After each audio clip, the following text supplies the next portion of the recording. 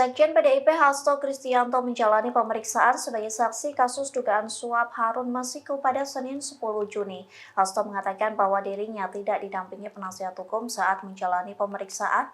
Menanggapi hal tersebut, pengacara kondang Hotman Paris memberikan respon menohok. Respon itu disampaikan Hotman Paris melalui unggahannya di Instagram pada Senin 10 Juni. Hotman mengunggah tangkapan layar salah satu pemberitaan terkait pemeriksaan Hasto. Dilaporkan KPK menyita ponsel dan tas Hasto tanpa sepengetahuannya. Pasalnya KPK memanggil ajudan Hasto yakni Kusnadi dengan dalih untuk bertemu Sekjen PDIP. Namun penyidik justru menyita ponsel dan tas Hasto dari tangan Kusnadi.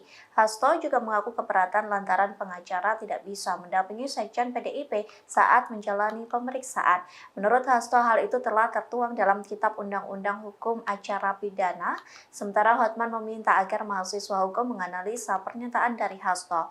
Hotman pun mempertanyakan pernyataan Hasto soal saksi berhak didampingi pengacara saat pemeriksaan.